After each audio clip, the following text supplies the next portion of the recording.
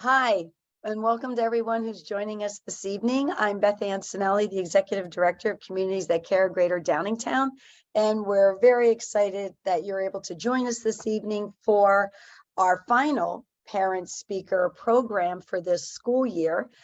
This is something that we've been sharing since the beginning of the school year with the Downingtown Area School District and also with our community prevention partners. So we're very happy that for the next hour and a half that you're going to be joining us for an awesome program. And we're super excited that tonight's program is partnered with Be a Part of the Conversation. And the title is Healthy Boundaries, Healthy Families. And we have an amazing panel this evening and presentation. So I'm going to ask Kim Porter, who is the director of Be a Part of the Conversation, to introduce this evening's program and also the speakers. Thanks, Kim.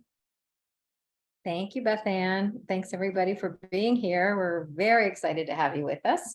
Can somebody give me a thumbs up if you're seeing the title screen? Great. Thanks so much.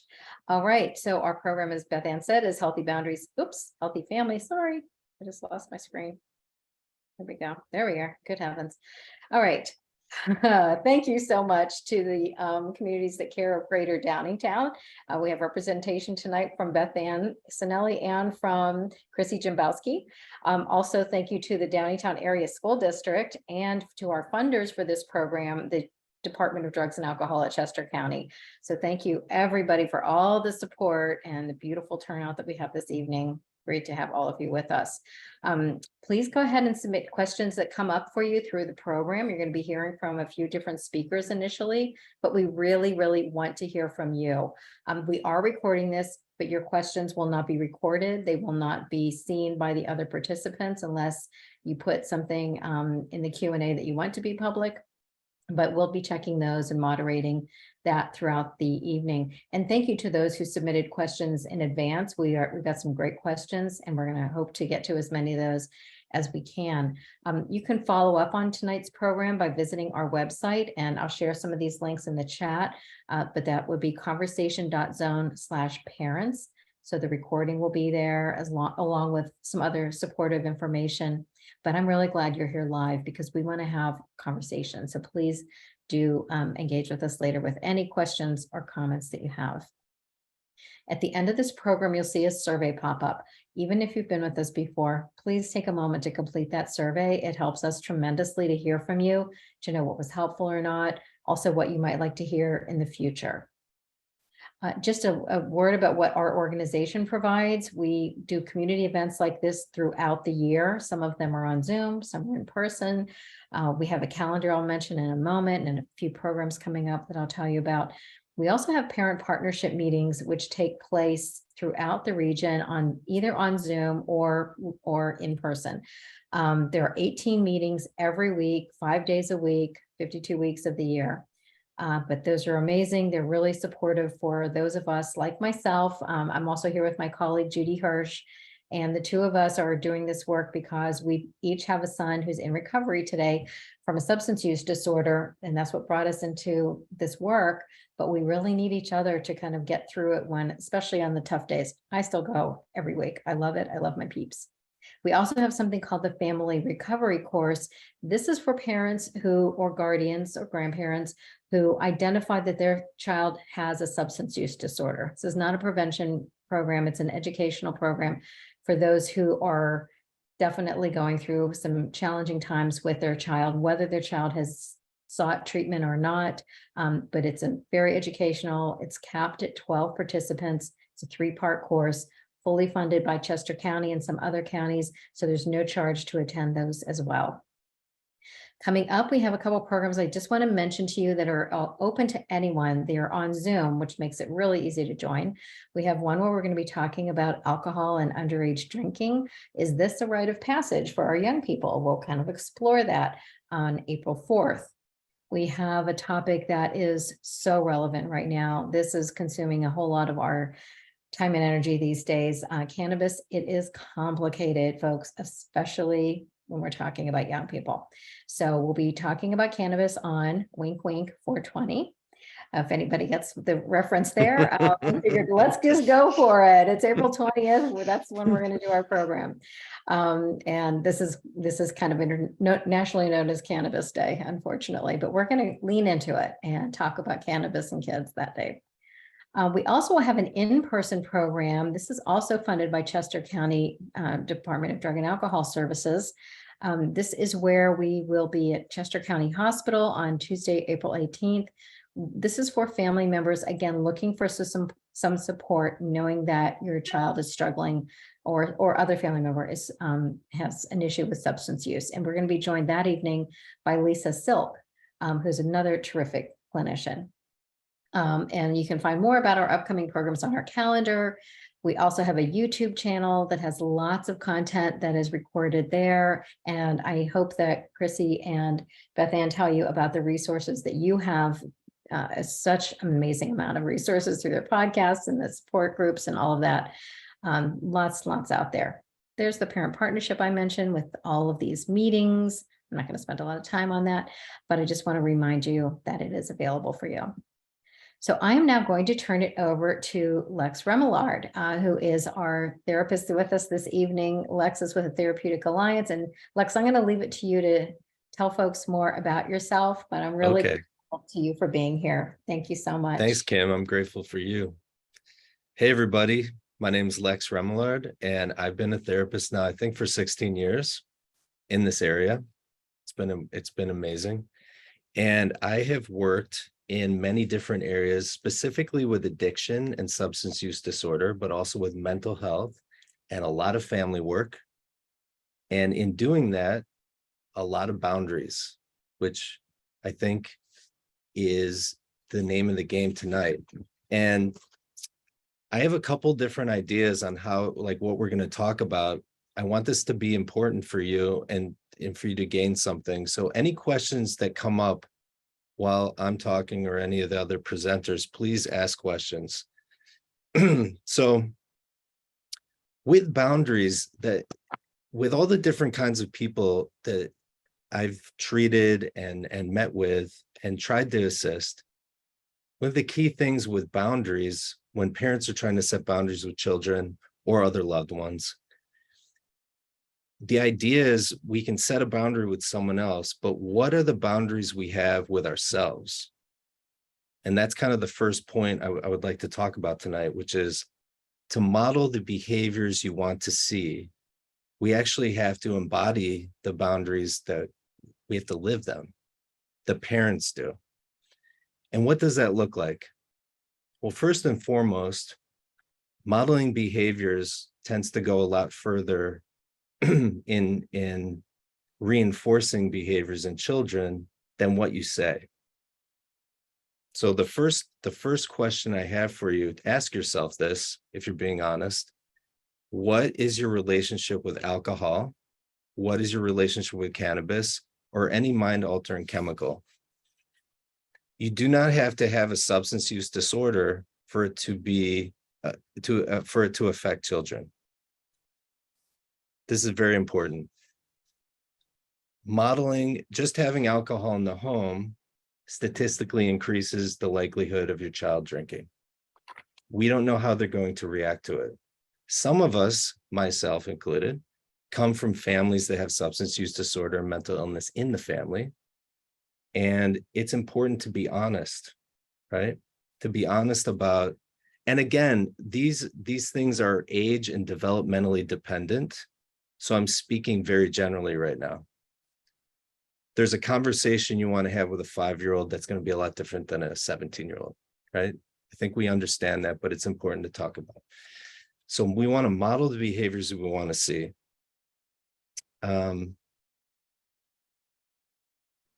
Another thing is how do you react to your child? I'm a parent and I've reacted not in the best way, with fear, which showed up as anger. It did not go well, and it never goes well. So becoming rather dispassionate. I'm an extremely passionate person and I present pretty well, but at home, when it's someone that I love, I have to really think about how I am emotionally. Because when I get excited about something or I love someone, it can get pretty intense. And being dispassionate doesn't mean to be disconnected from the situation, but it means to kind of put your emotions to the side and talk about the principles of what's going on, which in a heated time can be very difficult. So one technique is if you feel like emotionally overwhelmed, say, hey, guess what? I'm feeling a little overwhelmed. I'm going to take a little walk. I'm going to be back in 2 minutes, and then we're going to continue talking. So yelling or anger, or on the other side of the pendulum, being devoid of emotion. Some people grow up in extremely volatile homes, and a survival technique is to go inside yourself. So one of the main components of how to be a better parent is to look inside yourself. What kind of work have you done on yourself? Have you been to therapy? I don't think everybody needs therapy, but I think everyone would benefit from it. You know? Do you know the kind of family system that you came from? Are you aware of the different parenting styles that you experienced? Because not everyone, but many people have two parents, and they both came from different families, usually with different parenting styles. So we're the recipients of those things. And it can be quite confusing because no two people are alike, and there's a lot of differences in the way people parent. So look inside. If you have any trauma in your life, many people do, it's important to understand how that shows up in your life emotionally. And why is this important? Because when we're trying to set boundaries with our children, it's easy for these things, or natural for them, to come in and make it confusing, or make it an automatic response that we're not aware that what we're doing is creating a bigger problem in the future. Okay.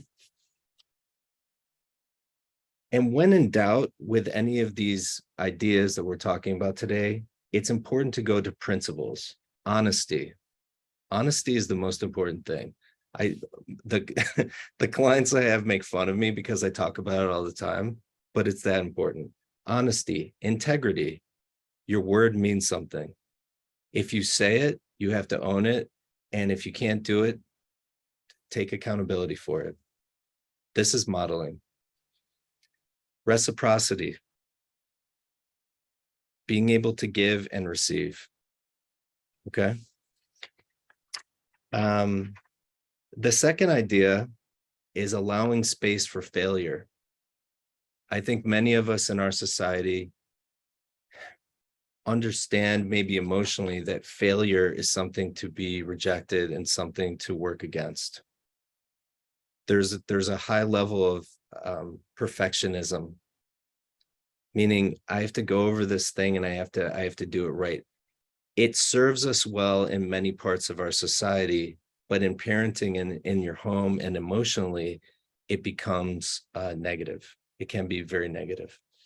So the idea of moving away from perfectionism, and I kind of link perfectionism with a type of rigidity, emotional rigidity, like it's either right or it's completely wrong. And it's a didactic thing, like black and white, good and bad. And we want to move away from that, because the way that I see failure is that it's a teacher. We have to kind of look at failure in a new light. Failure is the gift of learning. Perfectionism destroys the ability to learn new things. And the idea behind this is also to be curious. I can't tell you how many times in my life thus far I've been blown away by trying something new, and it kind of going against my belief system, and then it opening up a whole new area of learning for me. And I've seen that a lot with my clients. When talking to children, or to, children in this case, it's good to ask open-ended questions, particularly around meaning. like I've had the hardest time with the TikTok situation. And I've had to say to my daughter, what does this mean to you? Like, why? Just explain it to me so I can understand where you're coming from.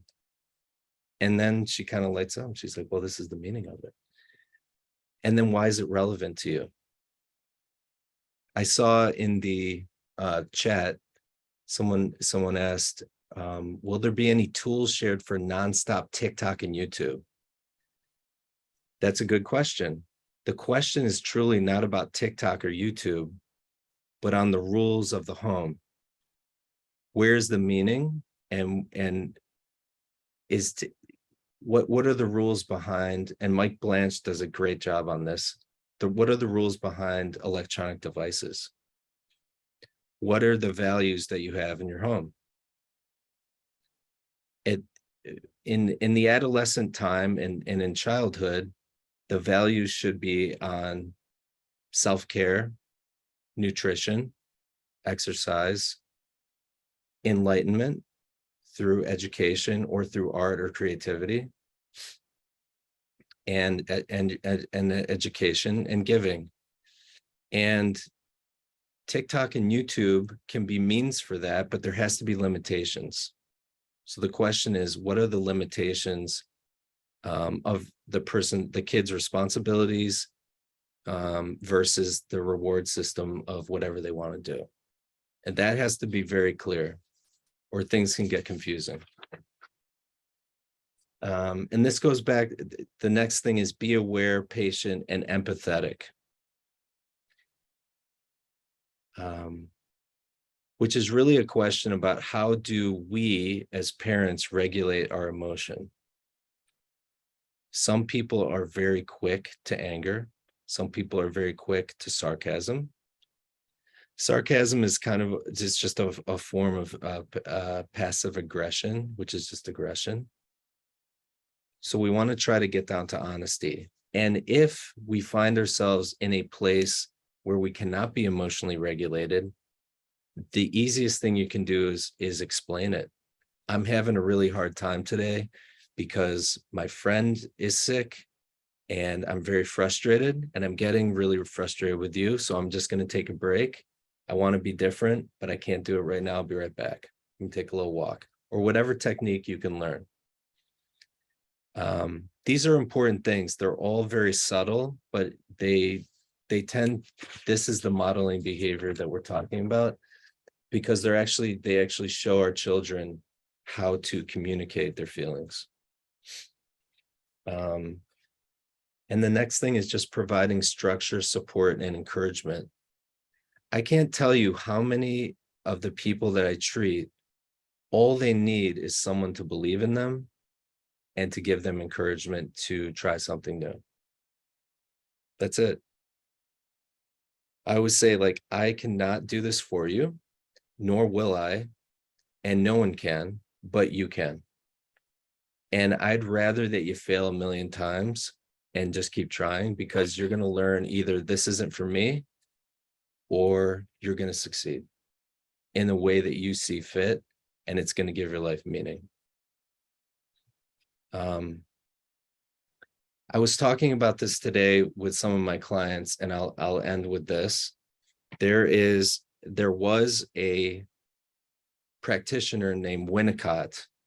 He was a British psychoanalyst and a pediatrician.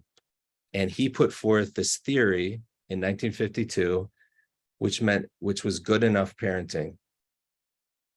And the idea behind good enough parenting is that, and this is a child development idea, but just hear me out. When a child is born, the mother and the father need to be directly attuned with the child's needs, because they're helpless. And as time goes on, there needs to be a small amount of time where the child learns to be frustrated, and then their needs are met. And as they develop along the curve, the area of frustration needs to increase as their development increases. That's the idea with good enough parenting, because what you're building in there is resiliency and appropriate attachment. If we try and do everything for someone else, they can't do anything for themselves. And then on the opposite end, if they're neglected, they get learned helplessness, which also creates problems, extreme problems. So this middle ground, which is easier said than done, is what we're aiming for. Good enough parenting. Do the children have their emotional needs met? Do they know that they're loved? Are they getting the basics of what they need? 6 hours of TikTok doesn't meet the requirement. And if they get upset with you, it's okay. Some of the clients that I have, they have a really hard time when their child is upset with them. And the biggest thing is we can't have our emotional needs met by our children. And if that's what's going on with you, it's okay. But please go talk to someone about it and get it straightened out with yourself so you can have a new experience with your parenting. Okay, I think that's all I have. I could talk, but I'm going to stop because Sarah's coming up and Sarah's awesome. Thank you very much. I mean, I feel like if there was a way to replay or repeat that last little vignette, and I certainly will lean on my colleagues in terms of Chrissy and Beth Ann to jump in anywhere they would like to, because knowing both of them pretty well, I imagine there are many things that you said that probably Chrissy is also having like light bulb moments on. I know, I don't know why I would say that. I have no idea why I would say that. There are so many elements that you shared and in such a succinct fashion. I give you so much credit for doing that. I won't pretend to be quite that poignant or that eloquent, but what I will say is, you know, from the school setting, I think my experience in working in Downingtown prior to sort of my current role, which is more administrative, but in previous years working with more direct adolescents and so forth, and a lot of times students who were really struggling with significant mental health or substance abuse issues. You know, what we saw on the school side of the conversation was a lot of times parents who, to be truthful, maybe there had been some challenges. By the time I kind of got to know kids or families, a lot of times the boundaries really had not been well established earlier. And so then you end up in these really kind of challenging power dynamics and power struggles, for lack of a better term. And, you know, some of my experience, and Lex, you've probably had kids like this too, working with adolescents who are trying to find their limits, because I'm personally a big believer in the fact that kids do actually need limits. And we haven't really set the stage for that or explained what our limits are, or what our expectations are, then when the road gets hard, it's really hard for them to find their way. And then I think, to your point, commenting on sort of some of those parental emotions that start to play out, you know, I've certainly had plenty of conversations with parents who are really struggling to kind of get insight into what's going on with their kid. And a lot of it is also either a lack of communication at home or a lack of transparency. And we've talked, I think, at length through some of the other parenting sessions that we've done. And Chrissy and Beth Ann and I have certainly talked about this a lot, you know, being able to just have open conversations with your kids, and starting those early and starting those frequently. And the comments you made that resonated, I made a note to myself when you were just talking about taking the break. If the moment isn't right, or what your child is sharing with you, you can't hear it, or you're not in the emotional place to receive it. You know, I think somebody coined the phrase of like, wait, which is why am I talking? Person's laughing. Like, we have to take those moments as adults. And I think sometimes we put so much pressure on ourselves to have all of the answers and to know how to fix it. I think we talk a lot about that in several of our parenting sessions, wanting to fix things for our kids.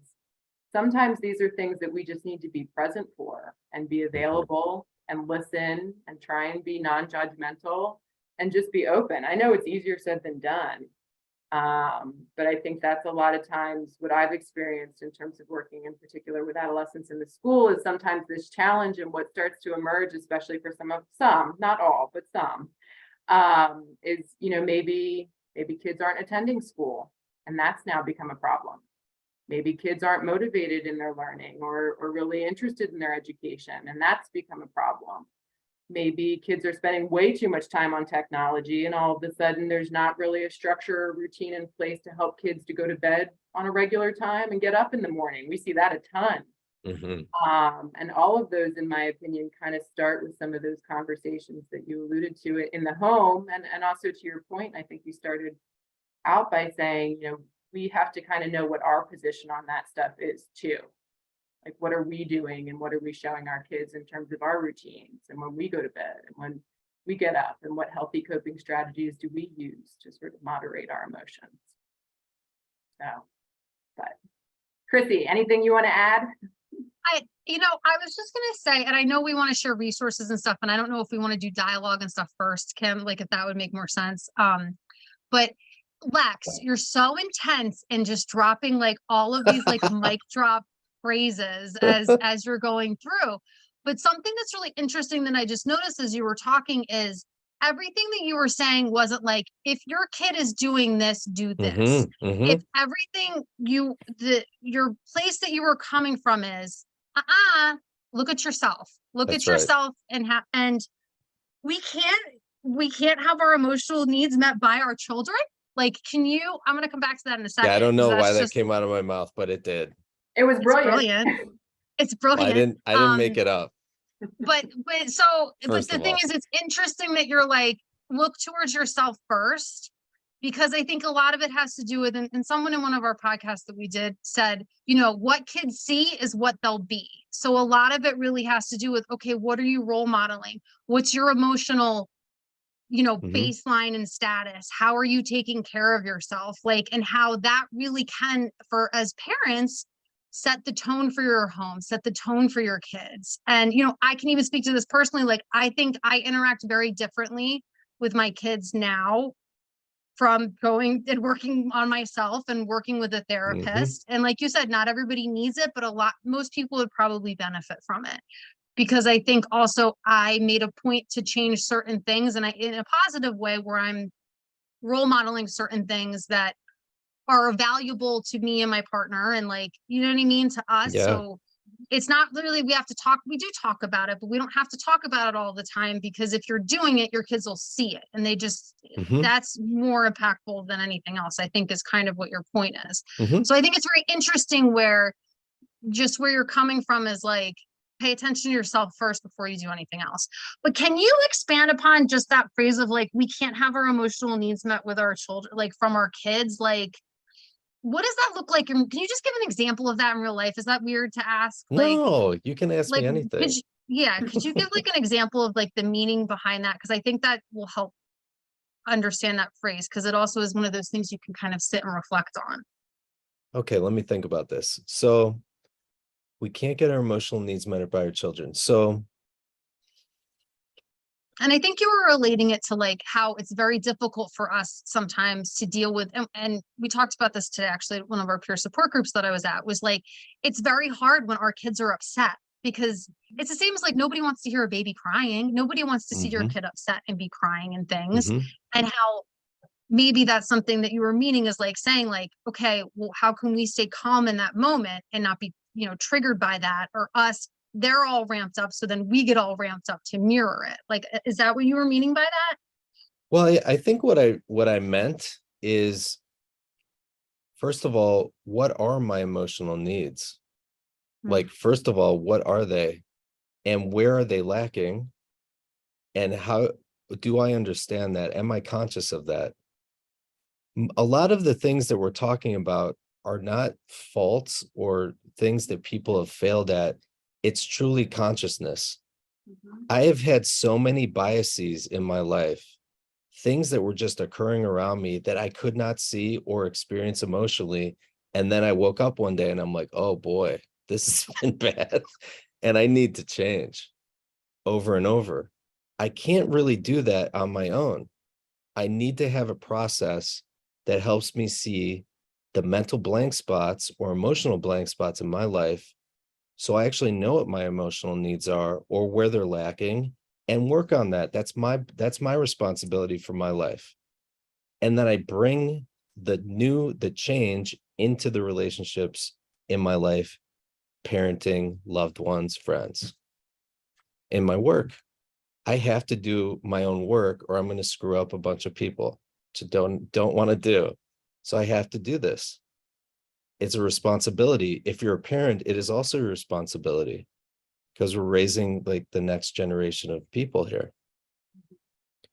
So I think it's really just about getting aware. And the issue that I've seen, and this has to do with cognitive biases, is that the people that think they have the most biases are more likely to work on them, and the people who just don't think they have them aren't going to work on them. They're only truly uncovered by accident in a therapeutic setting. Sometimes they occur relationally, but you have to be a certain kind of person to hear critical feedback without flipping out and being okay enough. I know many times in my life, I have not been okay enough to hear feedback, but I needed to get okay with it so I could grow. So this is the difficult part. And that's why this is a little different. It's like, look inside. A good question to that is, what if I don't want to look inside?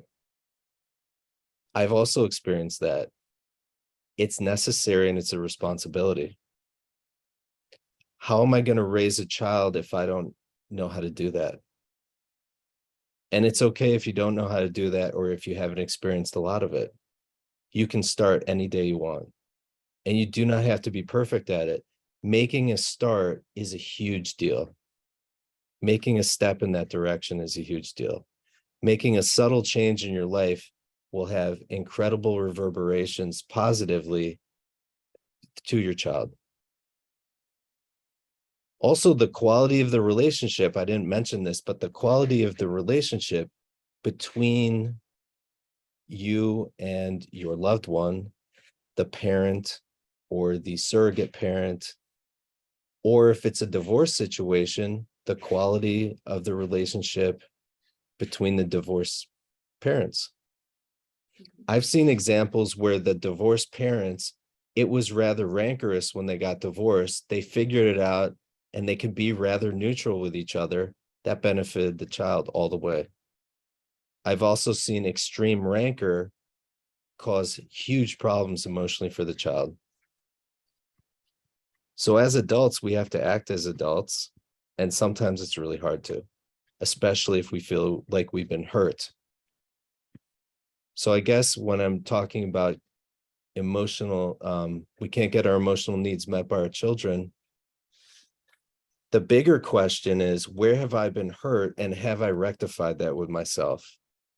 Have I been able to?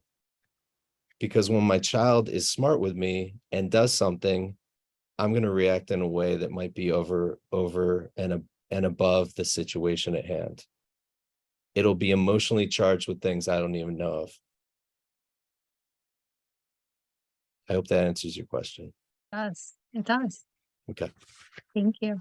You're It's welcome. a shame, and while I can't tell everybody to go to therapy, but I think You a can lot of times, try. oh, I know, I probably have at some point. But I mean, really what we're talking about is also just a lot of insight and emotional vocabulary, and having skills that I think sometimes some individuals take for granted. And then in other instances, there are a lot of people who either didn't grow up with that language or didn't grow up with that experience and don't really have that vocabulary or that awareness. And I think that type of obviously work like you described and that growth is really essential for our kids, especially in times of difficulty.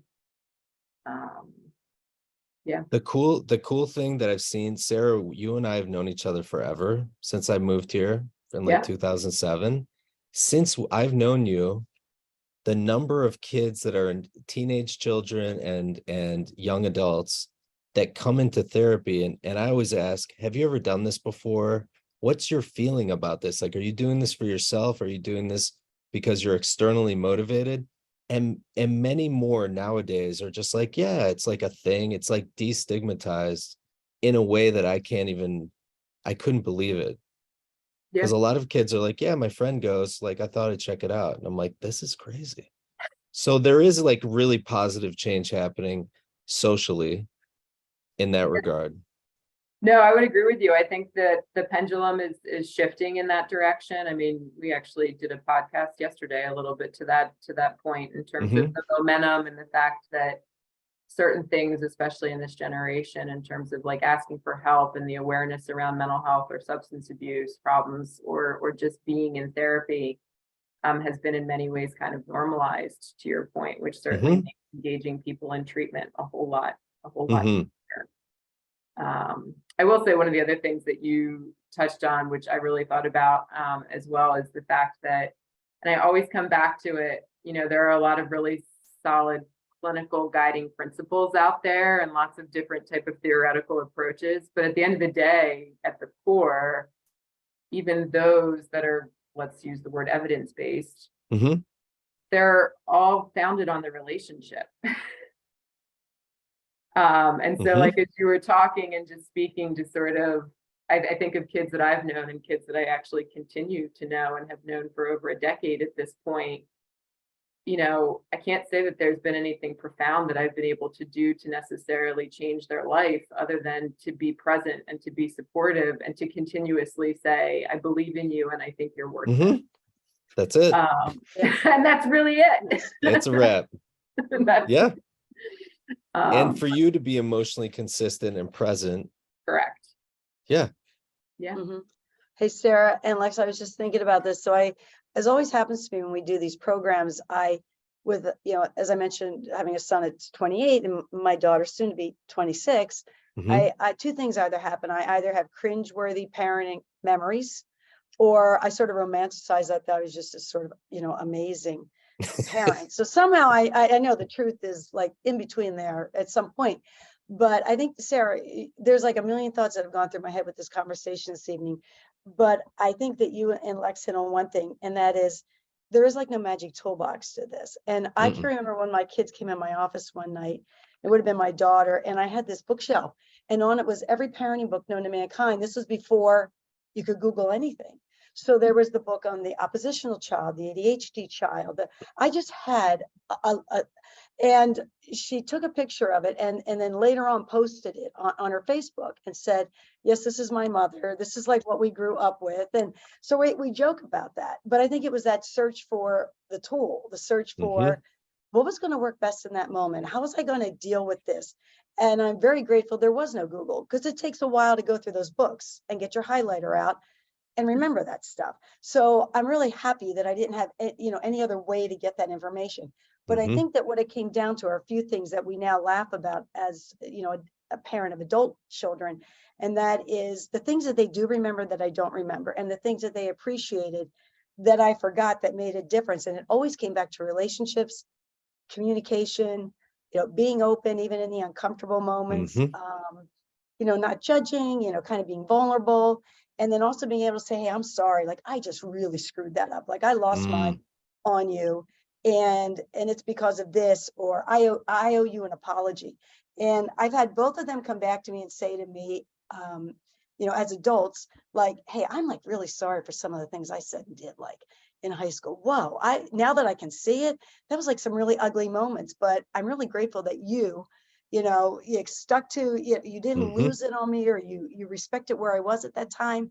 So I guess that was the magic tool, you know, was this relationship building and listening and, you know, and not looking, as Christy said, fix it, always fix it, but like being in the muddy waters for a while and just like figure it out. Like, I'm not going to fix this for you is probably, you know, like some of those lessons learned about boundaries and dealing with emotions. So hopefully I don't have too many cringeworthy parenting moments that come to my mind after tonight's session. Like, did I screw up my kids? Kind of that thing, you know, but I didn't so far, I don't think. I think when parents try to fix things for their children, it's extremely well-intentioned. But what it does emotionally in the child is it disempowers them. And they start to believe they're not capable. They might like it, but it does something else. Mhm. And so it's very important. That's where like I can't get my emotional needs met from my child, which I have anxiety because they're not doing it right. Oh, yeah. And I know how to do it because I've done it a million times. So I'm just going to do it. Just let me at it. Trust let me, just I do it. struggle with this every day. This is Mhm. like the craziest stuff. Me being a parent is so difficult. I am good at therapy. Parenting, it's been rough, but I'm open to learning. So I've learned a lot just from my daughter is like amazing, but she puts me through the ringer because of me, not because of her. Mhm. Yeah. So I've had to do a lot of soul searching on that, which has really helped. We know? talked about this issue that you just brought up, Beth Mhm. Ann, with the challenges of not knowing what belongs to me and what belongs to my child in the responsibility world, right? And usually if this is for me, at least when I'm doing something, when my kids are in their 30s, but when they were younger, if I'm doing something for them that they could be doing for themselves, I'm really doing it for me because I feel like I want to fix Yes. this and make it better. It's really not, I'm really not helping them. If I thought it through, I would recognize that I wasn't helping them. Mhm. But I also wanted to circle back to what Chrissy brought up. I also loved what you said, Lex, about our emotional needs not being the responsibility of our children to meet.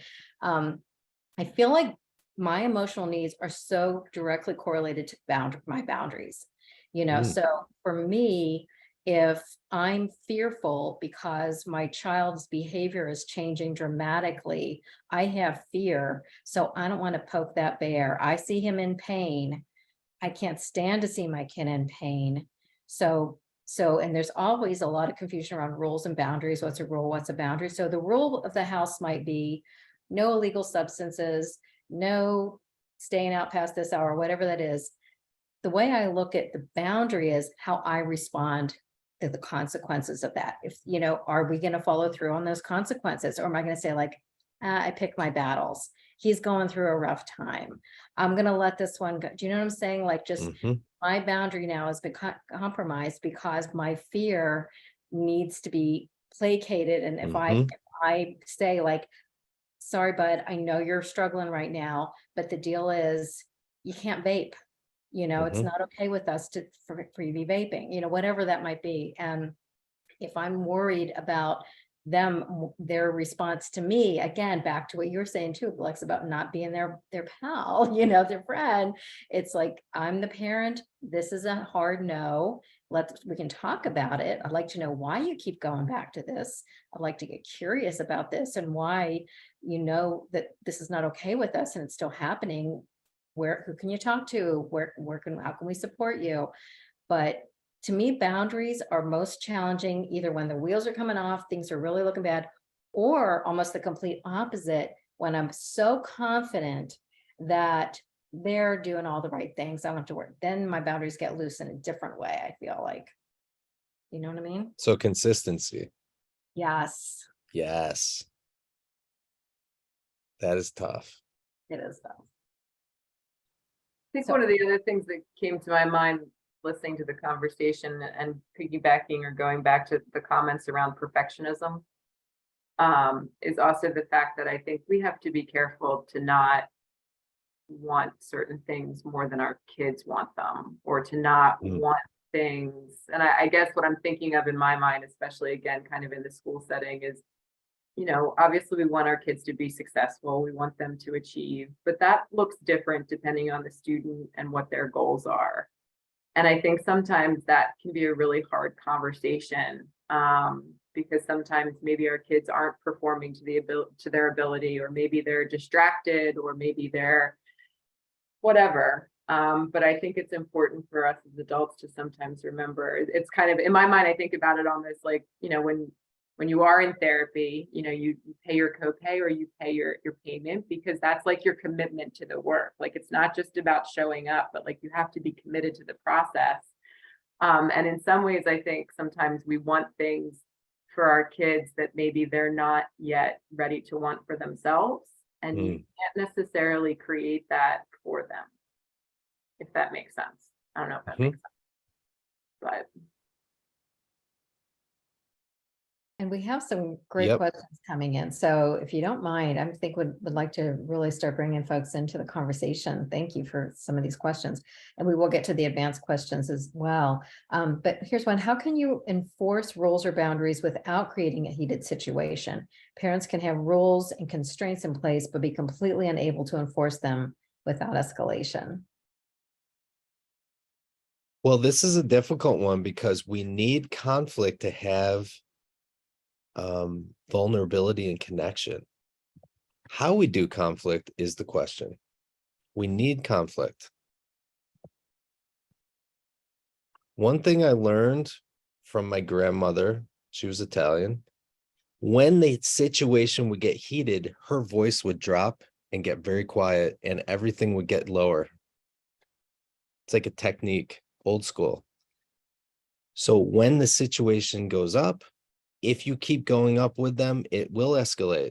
But remember, you're in control, theoretically.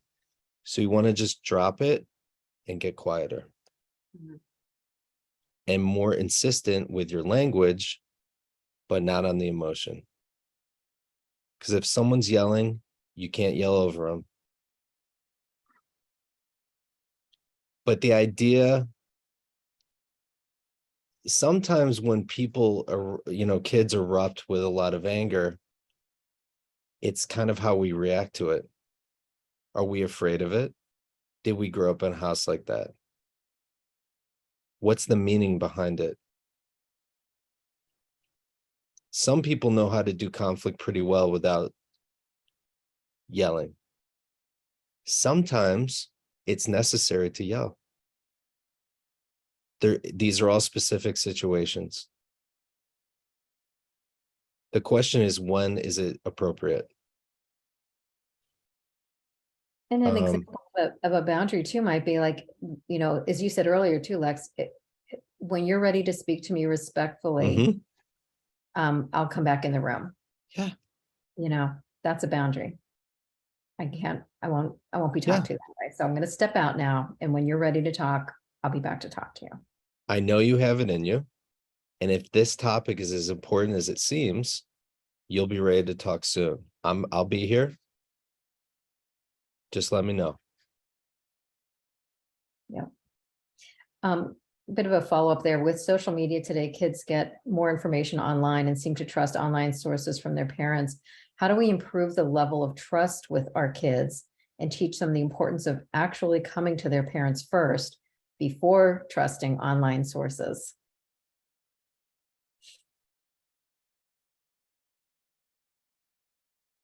It's a tough one. And even though, and we know the research tells us that we are the messenger that our kids are listening to the most.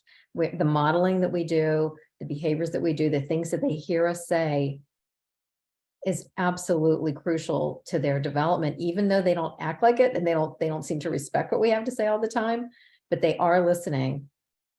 So does it even have to be an overt, no, listen to me, this is reality, not what you just read online? Is it something that we can just talk about and have them learn from us to not necessarily trust what we see online, rather than pointing out like you're listening to the wrong source, maybe to say like, I feel like I've been following this stuff on Facebook a little too much, or whatever resonates for us, that might be relatable for them. I think the first thing to do in a situation like that creates joining is to ask them, okay, help me understand what you found. Be curious. I'm interested to learn all about whatever you're about to present to me, even if I know it's from dubious sources. Let me have it. I'm all ears. And then the next question would be, what is the meaning of this to you? Why are you building a case where you've gone on Google to present this to me? What do you want? What's going on? Every single person is always trying to get their needs met all the time. So it has something to do with needs being met or not met. Fear of having something or fear of having something taken away. So if you can get below the context and into the principle of the idea, it'll go better. Try to understand.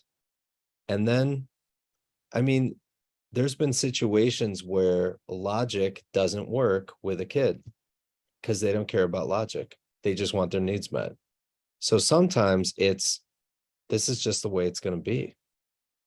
I'd like to explain to, but you don't want to hear it. And we're going to have to leave it at that. Does anyone else have any thoughts about that? About social media and trust and I guess the piece that came to my mind, and I thought that was a beautiful answer. I think the piece that came to my mind was also just going back to sort of what your values are in your house Mhm. and within your family. And I think part of the reason why I say that is because probably most people either on here or viewing have at some point heard about some of the TikTok challenges that have sometimes gone viral and gone sideways, you know? Mhm. And so I'm just thinking of those circumstances. And obviously there are kids who see those and participate, and then there are kids who see those and choose not to, or for whatever reason.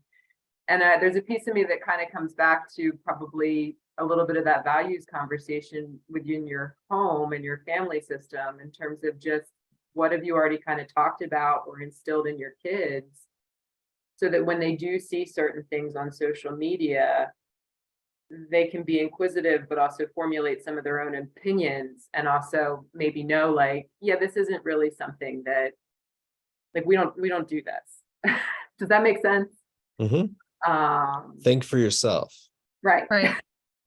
And a lot of it has to do with media literacy too. Like looking at these messages, like, okay, but let's see, like, who's the author of this? Who created this? Do you know, like, looking up things and you just like, what is the source that this is coming from? And I know with these various challenges and things that kids do, like you said, Sarah, I agree with you, like the values of like, so if you participated in this, what do you think might happen? How do you think, does that match with how you want to be perceived, or do you want to deal with the consequences of whatever that is? I know there's like so many of these different challenges and they're all different and stuff, but talking those things through. But yeah, with social media anyway, having, and I try to talk about this with, I have an elementary school kids, but just looking at like, well, what's the point of what they're doing? And also to your point, Lex, I think being curious about it and maybe kind of having the most generous interpretation of where our kids are coming from, right? So like, you know what I mean? It's even though like we probably think the things that they're watching is just really like, just, you know what I mean? Like, why are you spending your time consuming this content? However, they may say the same things about the stuff that we're scrolling along and looking at as well. It goes both ways, right? But just being curious about the types of things, like, why is this so important to you? What is this value behind it? I don't know. I'm just echoing the same things that you all said. Mhm. I think it's also validating and important for kids to see us also take interest in the things they're interested in. Yes. And even when Yes. there are things that we kind of struggle to like wrap our minds around, or I didn't grow up with roadblocks. It kind of Yeah. confuses me, to be honest with you. But if it's something that you love and you get enjoyment out of, then talk to me about why it's so important to you and what you enjoy about it. And let me figure out how to sort of make sense of it. I think all of And then this, that creates that opportunity for connection, because then right, it goes back to like the relationship and being connected. And then that builds trust. So it's all just like the building layers. blocks one on top of the other. Yeah. Mhm. fantastic. Thank you, guys. So can you share anything that could help with step parents to add to that with a high conflict parent on the other side? So the challenge of being a step parent with a not harmonious relationship with the other parent, apparently. Is implied in this question, I don't know, is implicit in this question that you have more, as a step parent, you have kind of more safety and connection with the kid than their rancorous parent does? That's what it seems like. That's what it sounds like to me. Let's just say that's what it is. Thank you. I think the idea would just to be, it's the same principles we're talking about. I mean, you can use these principles with anyone. It doesn't have to be your kid. they are generalizable across all relationships. So in this case, it would be open-minded, be kind, empathic, boundaries. And maybe if you wanted to ask them, you know, this is tough because I don't know the people or the situation. So it's hard to really give an answer that's appropriate. They said that yes, to confirm your assumption. Thank you. Yes. Okay. How about be cool?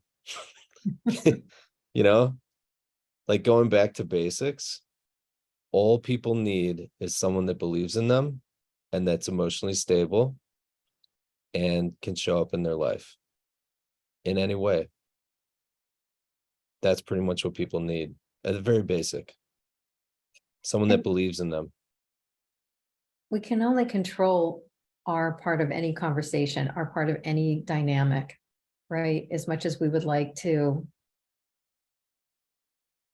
kind of foster a better relationship with us, we can only have so much influence over that, right?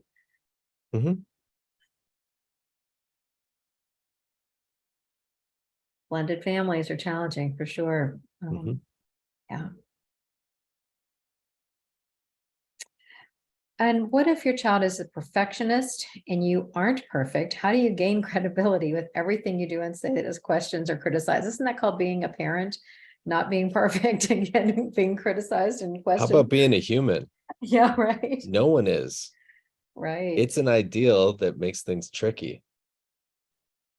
I mean, it's a good thing to shoot for in some ways.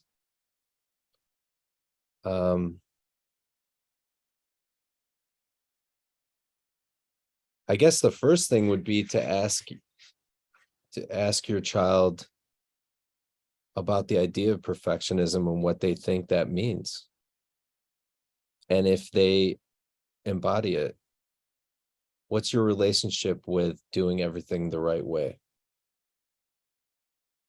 And have a conversation. Again, it's about understanding.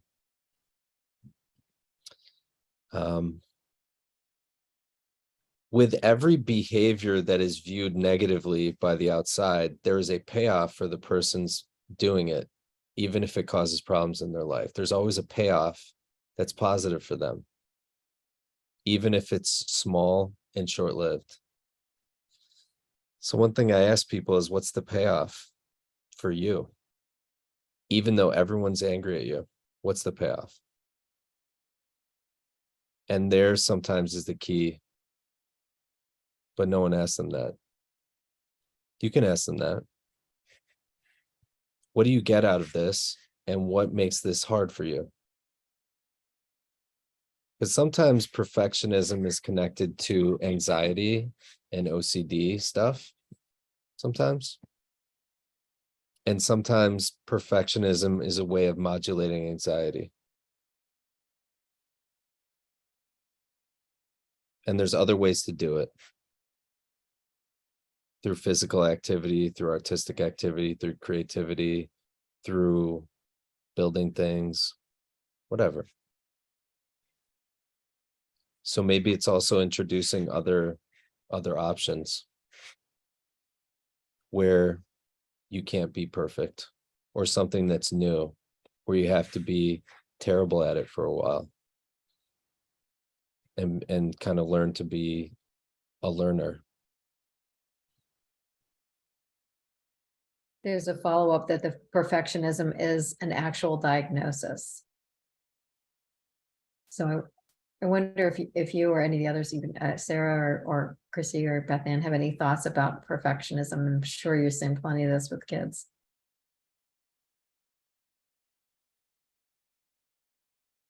Don't think it's a clinical diagnosis. Lex, you can correct It me if isn't. I'm wrong. No, it's just anxiety. Well, that's what I was going to say. Anxiety is a diagnosis. That's a diagnosis. I am thinking though of just some lived experiences, and obviously I don't know these circumstances, but I am thinking of students that I've known who sometimes can be really hard to have certain conversations with, because they're so rigid in their thinking. Mhm. And so kind of fixated on certain things. And I do Mhm. think for some of those, in some of those instances, it's also a way of kind of keeping distance, if you will. Like if I'm trying to have a conversation with you and I'm asking you to potentially be vulnerable, and that's hard for whatever reason, you can kind of keep me at arm's length by continuing to sort of fall back on some of these rigid mindsets. And to your point, Lex, in terms of like trying new things or trying things that you haven't mastered. I mean, I think about a kid who I knew once who, or her comment every time I saw her was, I failed. I mean, she always failed. And I was always like, can you define fail for me? Mhm. And it was always like a B or a C on a test. And I was like, no, I don't think that's failing, although in her mind it was failing. And so we kind of got to a point where she kind of had to practice and experience not failure in the sense of earning F's, but I mean, we got to a point in our relationship and in our conversations where when she would start to get a grade that was below what she deemed as appropriate, like we had to push into that and sort of develop some tolerance of that and sort of like create vocabulary around the anxiety, but also be okay with those moments. And Mhm. it's funny, she's a kid who I actually knew through her college years as well. And it was really cool to see by the time she got to her senior year of college, she was like, yeah, I don't care anymore. And I was like, yes. And I'm not saying that to create a whole lot of anxiety around the idea that we don't want our kids to care about school, because we do. But I was like, that's fantastic. She was like, I'm in college, I have a job, I know what I'm doing next. She's like, I don't care, it doesn't matter anymore. And I was like, welcome to life. Mhm.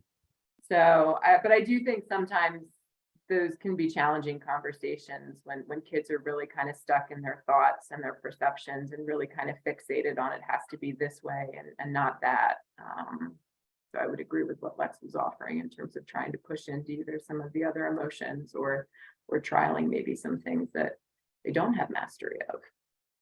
I think sometimes nowadays that I see this more often is that people have an expectation of instantaneous things just because everything seems to be instantaneous, kind of, except our except the relationship stuff. And the question is, their expectation is, I should have had an A. And then my question is, did you work for the A? Did you actually put in work for it?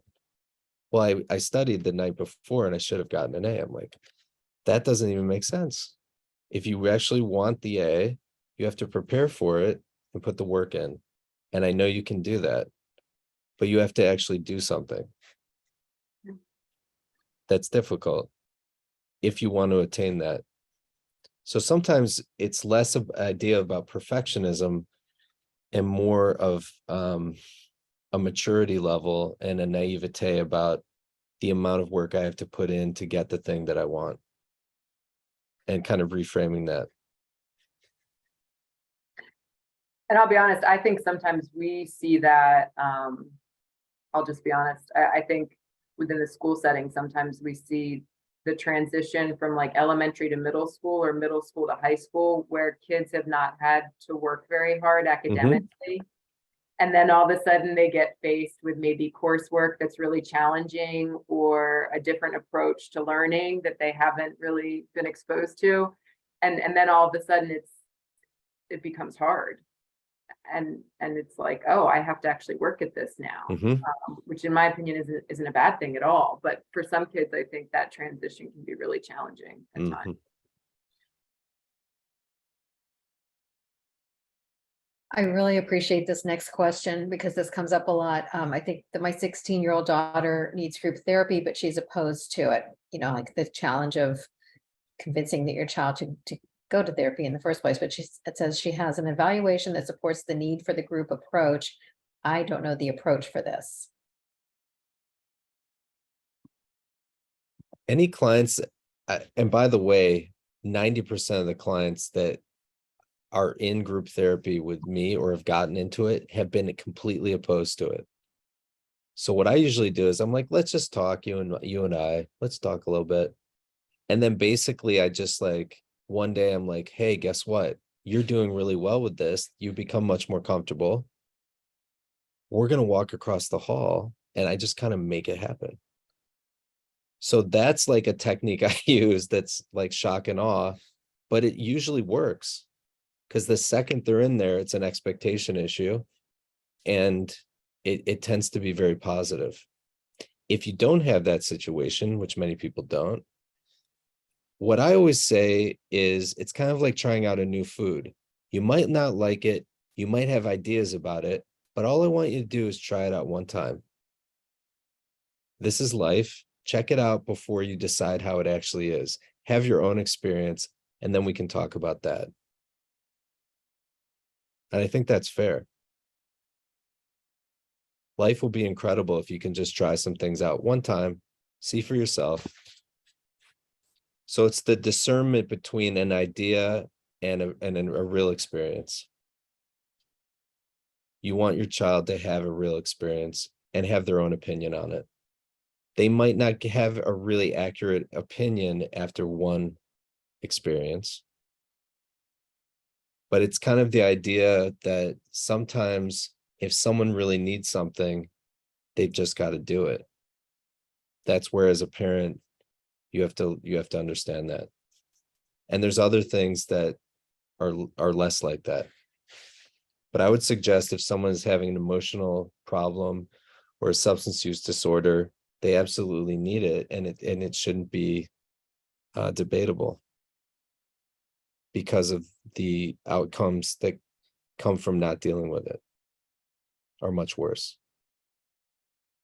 Well, and we wouldn't debate with our child if they had an abscess that you need to go to see the dentist, you're going, because it's going to get worse if you don't treat it and address it. Mhm. And Sarah, it might be an opportunity for you to also to mention student assistance programs and other kinds of Sure. support services. Yeah, I can share some of the resources that are available in the school. I don't think Lex is looking for endorsements, but I will certainly say, in the time that I've known him and also some of his colleagues, we've always been fortunate because, to be truthful, I think Lex, as well as some of his colleagues, they're just phenomenal professionals. So I say that because I've known many kids, teenagers, adolescents through the course of my career who are like, I don't need therapy. I don't want to get help. It's your problem. I don't have a problem. And it's funny because I've known plenty of kids who've had the opportunity of sitting in front of either Lex or Mike, and always come back and they're like, "It's great. He's so easy to talk to." So I share that because I do realize for a number of our parents in the community, sometimes it is hard to either get your child to be willing or to be motivated to seek help. And I'm also cognizant of the fact that there are a lot of providers out there, and some who I've had really positive experiences with, and some who I probably have had less positive experiences with, if we're being honest. Mhm. So it is challenging. I would say within the school setting, and actually Beth Ann and Chrissy and I sat on a podcast yesterday and talked a little bit about finding the helpers in your schools. And so that dialogue included, obviously, our school counseling resources, but then in addition to that, within our school buildings, my staff are the prevention specialists, which are typically working with students who are struggling with mental health and or substance abuse issues. And so I would say if you have a child in one of our buildings who's really struggling emotionally, and you're thinking about counseling resources in the community or trying to find some therapists, they're always a great resource to reach out to. We do try and really stay well informed on what things are available in the community. In addition to that, as Kim mentioned, all of our buildings from Marsh Creek up to our 3 high schools have a SAP program. And so our prevention specialists actually facilitate those meetings. Anybody can refer a student to SAP. It should be for observable behaviors, but it could be anything from dropping grades to school attendance to underlying emotional concerns that we're not really sure what they are, or it could be a substance abuse problem that you would like somebody to sort of look into and get a little bit more information on.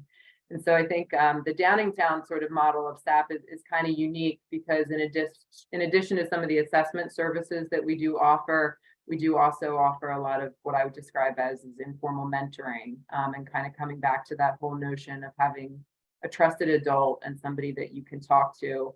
For our SAP team members outside of our prevention specialists, Yes, thanks, Kim. SAP is Student Assistance Programs. Obviously, outside of our prevention specialists, most of our SAP team members are, well, they're all SAP trained, but they're not obviously therapists or clinicians, and they would never pretend to be providing therapeutic services if that's really what's warranted. But for a lot of our kids, just having somebody in the building who they can go to and maybe share a little bit about what's going on or ask for help or get some guidance on some things, sometimes that's enough. And sometimes also for some kids, if they're in that place of like, I don't really know if I have a problem, I'm not really sure, that place exists. Sometimes just being able to have open conversations with people and then get feedback in terms of people saying, yeah, that kind of sounds like something maybe you should talk to somebody can really be helpful. So again, in regards to referrals to SAP, anybody can make them. The easiest way to do it is probably through your building's prevention specialist. And actually on our district website, all of that information has been updated under people services. So you should be able to access that relatively easily. That's the short version on SAP. Fantastic. Thank you. Yeah. I think so many people are not even aware that it exists, and it's such a valuable resource. So thank you. I would agree with you. Yes. There's a question about a therapy session with a grandchild, that the grandchild did well and was engaged. And she thought that the grandchild enjoyed her being there. Is it good for grandparents to attend their grandchildren's sessions? I'm sure it totally depends on the circumstances and a lot of variables, but do you have any thoughts about that, Lex? I would just ask like how old the grandkid is. Because it could be a 28-year-old grandkid, or it could be a 4-year-old. Like, I don't know. That's where it becomes kind of like child development question, which is, I mean, when in doubt, just I would ask the kid, what's the benefit of me being here? Sometimes it might seem like it's going better because they view you as a safe adult. If that's the case, and that would be great. 8 years But- old. We just heard Okay. back, 8 years old. But then the flip side of it is you not being there, it would be scarier, and they would be forced to think for themselves maybe a little more. So I can see positivity behind both of them. And maybe doing an alternating thing to see like the different experience. And would it be helpful for them to talk with the therapist as well, just to see? what Yeah. their- is, When right? in doubt, just ask. Yeah. Ask your grandkid, ask the therapist, communicate, see what happens. Right. I'm turning to some of the advanced questions that were great. And by the way, folks, feel free to continue to drop your questions. They've been terrific. Love to hear from you. But what are the best practices for making reasonable consequences? I know this is a challenge a lot that parents describe, and how to deal with kids who don't care about the consequences. And I know this comes up a lot where it's like, you know, when the consequence is like they're already kind of isolating because, you know, this is not this person's situation necessarily, but perhaps like they're already isolating, you're going to ground them. Like that's not necessarily moving the needle anywhere. Right. So what should consequences look like? What are the effective ways to do it? And what if, as this person asked, they don't care? Well, when someone says, I don't care, that means they cared a lot. Usually with kids, I don't care. It's like, okay, you care too much, but you don't want me to know where. A big debate is usually on the phone, because the phone is the it's the impetus to connection. It's the impetus to nefarious things. It can be so much. But in our society now, it is viewed as a given rather than something that you've earned. So I think usually if someone says, I don't care, and they lose their phone, they all of a sudden care. Just my experience. So the question is, what are the rules behind the responsibilities that you have? Are you doing your responsibilities? And any kind of punishment or reaction to not doing your responsibilities should be fair, but also should be a little uncomfortable. Because that's kind of how it works. The question about this specific thing, I don't know. I don't have enough backstory to actually answer it. But this is the framework that I would think about it in. Thank you. Mhm.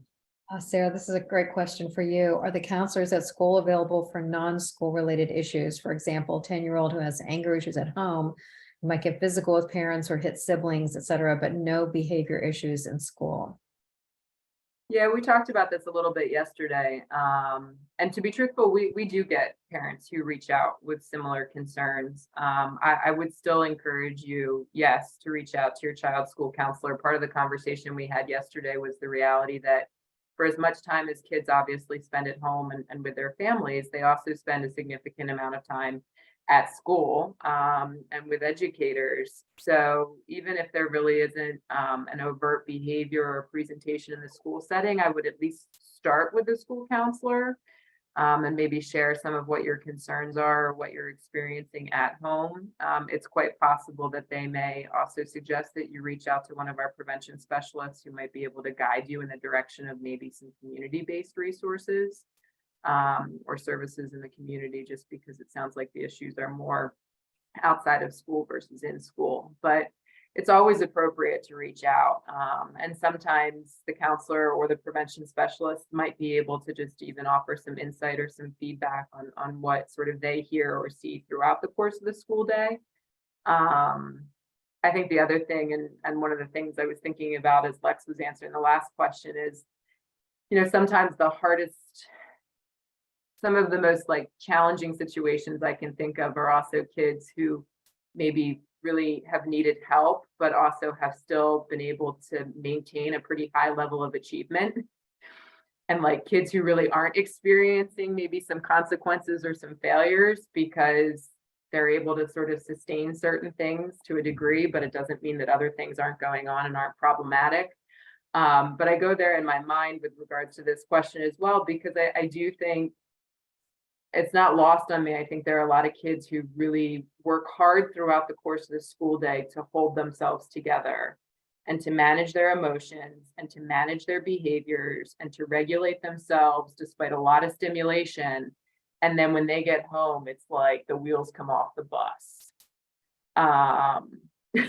Lex is like, Oh yeah. So, Yeah. so I share that because you may not be completely alone in that experience, if that is your experience. And I would absolutely at least start with a school counselor, and then hopefully we can try and provide some guidance on maybe some resources to pursue as a family. Yep, thank you. The issue is twofold. One is not being able to find the resources in the community, at least any that take insurance. And two, we try natural consequences, but when work isn't done at school, there seem to be no consequences. Sounds complicated. And I can't tell from that if that means that there are things that are happening at school and maybe you're struggling with the school-based team. I'm not sure. You can certainly send me an email outside of this conversation if that's helpful. I can put my name in the chat, and certainly we can try and follow up, or I can try and provide you with some direction. You're not wrong. I mean, part of our conversation yesterday as well, and Lex knows this too, while we are a community that has a lot of resources, there are also still some logistic challenges, whether it be availability or funding sources, insurance, who takes it, who doesn't. If you're working through medical assistants or providers like that, that definitely changes the landscape. So it's not lost on me that sometimes finding the right fit is still incredibly challenging in our community. And I don't think that's probably not completely unique to Downingtown at this point. I think that's probably pretty widespread, sadly. Mhm. Definitely. And I'm always beating this drum, but please see this school as a resource and an ally. I think that so often we parents really are reluctant to go to the school district to disclose something negative that's going on with our child, because we want the school to see our child in a positive light. I want you to write their letter of recommendation. I want you to believe they're a good person. And they are a good person. They're just struggling. And I think that at least I've worked with so many educators who say this, like, we want to help. It isn't about being punitive. It's really about support. And you do have so much access to resources just to know the calls to make, at least, that most of us aren't equipped for, you know. There was another great question that came in ahead of time. What recommendations do you have for parents with kids who have ADD and need help with assignments, hygiene, daily tasks? Well, I guess the first thing would be, have you gotten them into therapy? Have they seen someone? And this is an opinion, but it's anecdotal, but it's also true in some regard. There's a big difference between ADD, ADHD, PTSD. They all kind of look the same.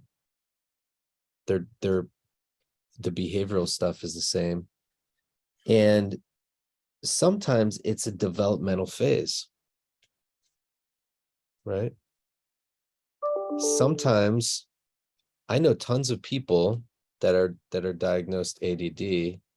They are just kinetic people, and they need to do things that are very active because that's how their nervous systems work. And there's nothing wrong with them.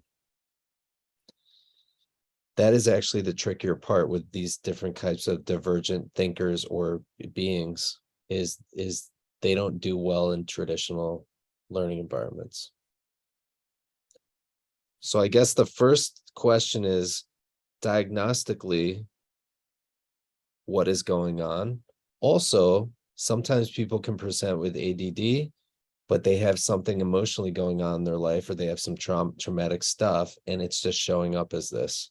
So really trying to figure out what is the origin of it is most helpful to figure out a direction to go in.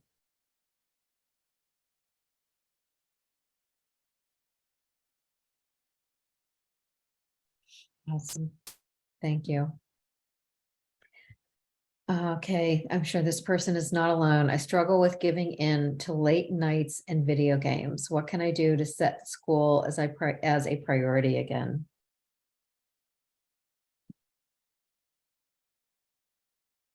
And the social norms are so at play here, aren't they? I mean, everybody, right? The belief is that everybody's doing this.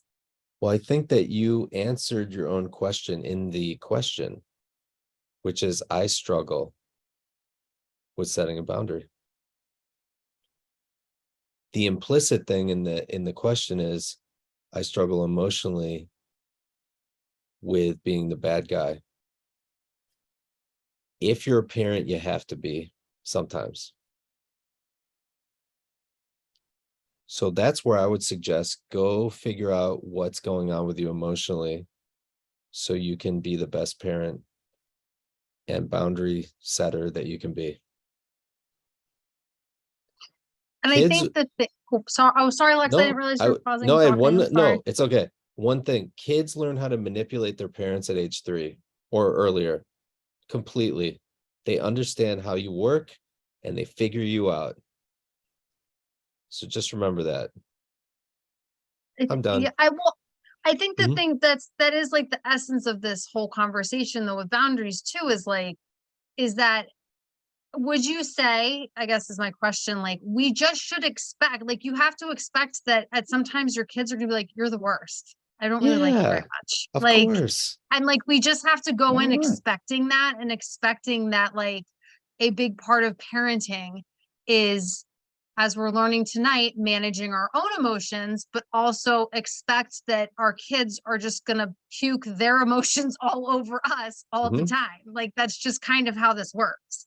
So, and it's just like, we have to decide how we're going to manage it and respond to them. And that's where that self-work piece comes in. But even in this instance, it's like, it's okay to be the bad guy. That's part of it. And it's figuring out, okay, where is my boundary? Where is my line? And having that consistency and saying, Mhm. okay, I'm hard line at 10:30 every night, whatever it is, all screens have to go off, and expect that your child is going to be probably real not happy about that. And you just have to hold that hard line. And it'll be tough, but it's something that will benefit everybody because it will go back to what your family's values are around screen time and valuing sleep and school, and it all falls into place.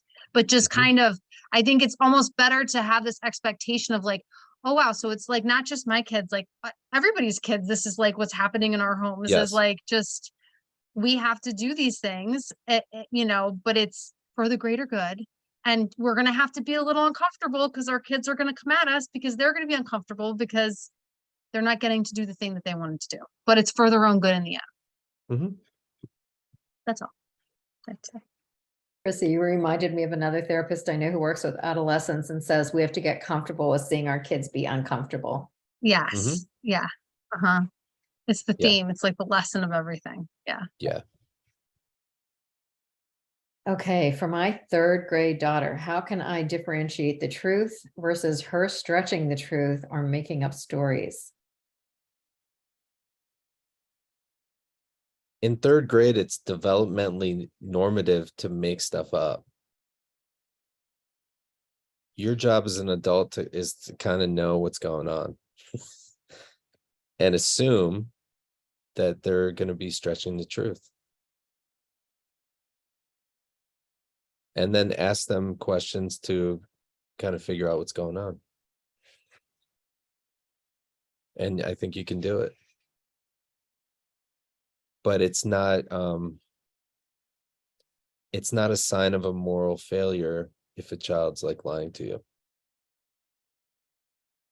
Sometimes it's a sign of extreme creativity, depending on how elaborate it is.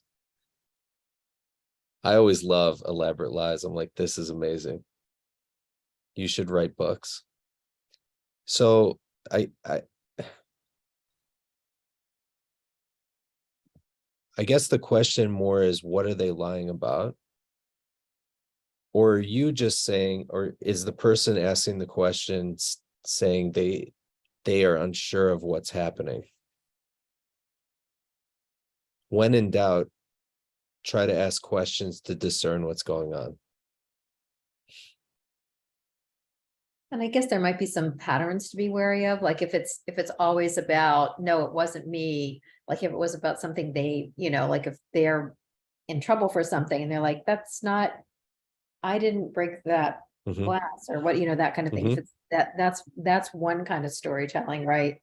Versus some big dramatic story about something that happened at school or on the playground or whatever that you're questioning, right? There are different ways of not being completely honest. Yeah. Yeah, Yeah, like- I'd assume they're fibbing a little bit. Right. I like what your friend and mine, Mr. Patrick Dowling, says is trust our kids to be kids. Yes. That's what kids sometimes can do. Okay, so we have a couple of questions about 20-year-old. There are two questions about a 20-year-old. So one is, I get numerous FaceTime calls from my 20-year-old. I need advice on how I can set boundaries to be there for them with limits. I can think of some parents who would love to hear from their 20-year-old more than they do. But obviously this is a concern that this parent has. So this is also a kind of a developmental question. We want to look at it through that lens. So at 20, I assume they're in college or they're away somewhere. It's good to have a close relationship with your kid, but they also kind of need to expand their database of connection in the world to figure out their life. So I think one way is to just bring it up. Say, hey, I love talking to you, but it's kind of important for you to grow these types of relationships in your life. And So not because I want to talk to you less, because I love talking to you, but we're going to be talking a little less. Okay. And it's for this reason. The other question you want to ask is to your kid, who else do you rely on? Who else do you trust in this world? You know, because if they're constantly coming to you, it kind of tells you something. So the bigger concern is like, what's going on in your life where you have an over reliance upon me? But it also could be situational. Maybe the person's going through a really tough time and they need to talk to their parents. I don't know. That's the nuance part of it. But in the case of the question asker, if you think it's too much, be honest. Go back to the principle. Just be honest. Say whatever you want. That's from your heart and real. Like, I love receiving these calls, but it's also a little overwhelming. You can have like a bunch of different emotions at the same time. It's totally cool. For sure. Mhm. How is it 8:30? Oh my God, this has blown. If I can please squeeze in one more, and I shared a comment with everyone because the attendees aren't able to share with other attendees. So I anonymously shared that. But here's one that is my 13-year-old son is only one of their friends that does not have an iPhone. I am cool with it. Thoughts? Am I too strict? I'm a high school teacher of 23 years and think that iPhones are causing more harm than good. If he wants one, he can earn money and pay for one someday. It's about a 13-year-old, only one of his Yep. friends that doesn't have one.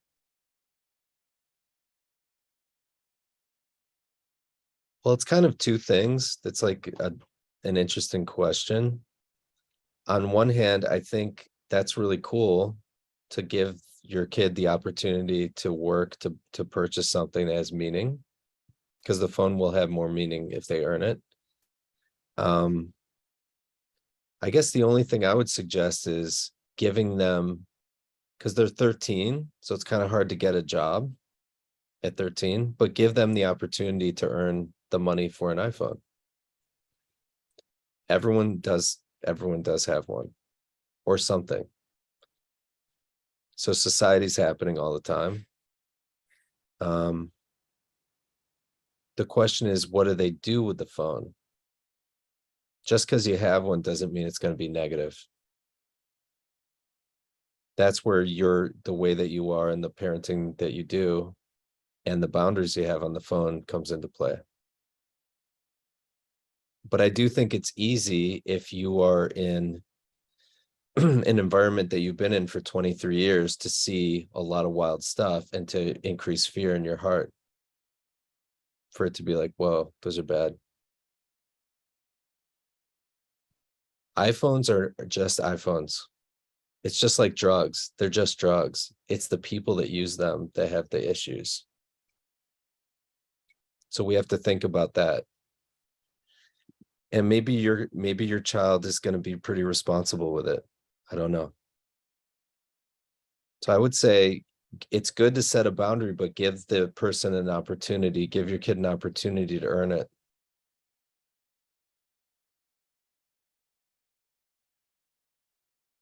So boundary with a solution or a path. Thank you, Lex.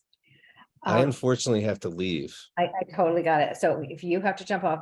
This has been totally wonderful. fine. It has been, but I want to make sure that Thank I you. ask Chrissy and Beth Well- Ann to talk about your resources. Lex, thank you. Thank you It so was much, great having everyone. you. It was nice to see you. Stick with us, folks. We're going to Thank follow up on a couple of things. Bye. Thanks, Lex.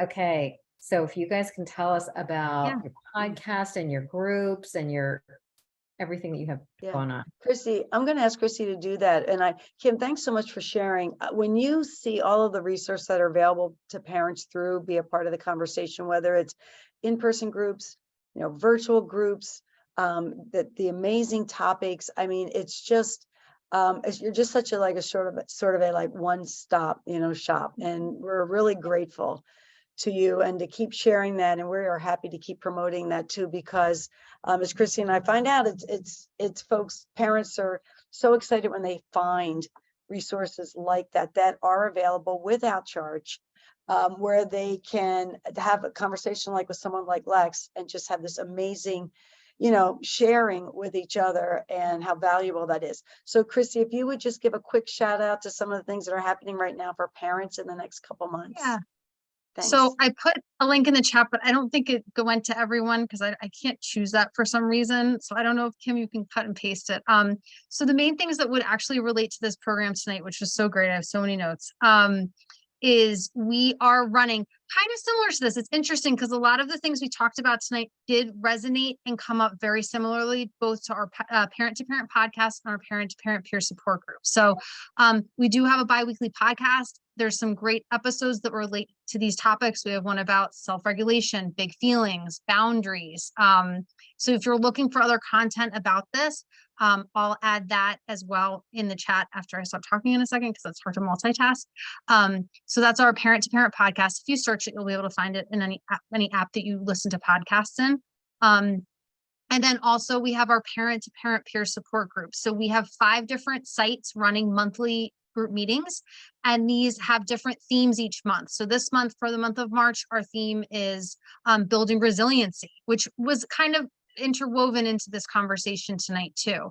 So we actually just had our elementary daytime group meeting today. I went to that this morning, and it was just such a great, you get to meet other parents and talk about what you're experiencing in your home, give each other different tips, and kind of like, I did this and I've done this before with my kids and this works really well, or this is a challenge I'm having, what do you think? But it also is facilitated by a very expertised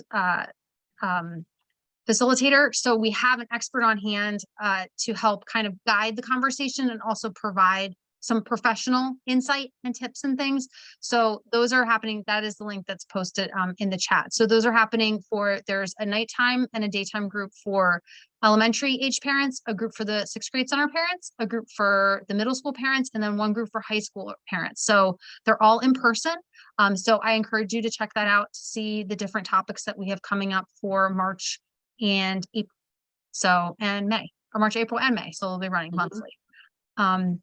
And then we also have our resource page on our CTC website that you can look at that has tons of links to everything, all different topics, both behavioral health, mental health, and drug and alcohol related as well. So there's a lot of things that live on the internet from our website that you can find. But most of our parent focused stuff is under that parent to parent tab that has everything listed there. And it is open to all parents in the Downingtown, all families in the Downingtown community, not only families who have children in the Downingtown area school district. So if you wanted to share that with families that have children that perhaps are homeschooled or non-public school setting, it is open to all of our families in Downingtown, all those resources. You guys are amazing. Sarah, anything that you would like to add? Downingtown, let me tell you, you guys are lucky. You've got a lot of good people that have your back. Go ahead, Sarah. We do. We're very fortunate in that regard. I actually was just trying to remember, and Beth Ann and Chrissy might remember this actually. I feel like a Path to Hope might be hosting a community resource fair at Lineville Middle School. Excellent. Yes. Is that this March month? 25th. I don't want to I'm going to pull my phone out. I think it is March 25th. See, now shame on me, the gift of social media. I'm looking to find it right now. I have it. It is actually Yes, March It 25th. is. So a Path to Hope, March 25th, Lineville Middle School. And that's an amazing opportunity to just see all of the community resources right there where you can talk with folks and also just get some more information about how to navigate lots of things that we talked about tonight. Sarah, that's a great shout out. That's great. Yeah. Hope that was okay, but it just occurred to me. I was like, Yeah, that is coming awesome. up, and certainly in our community. So for Yeah, our parents, it's perfect. be a good one to know. Yeah, that's it. Well, thank you all so much. Thanks for being here to our attendees and panelists. You're amazing. Thank you so much for everything that you do. Thank you. Thanks, all right, Kim. guys. And I Thanks, put all the everyone. Have a good infos in the evening. chat. Yeah, please take our survey when that pops up when you're finishing up, everybody. Thank you very, very much. Thanks. Take care. Bye-bye. Bye. Bye.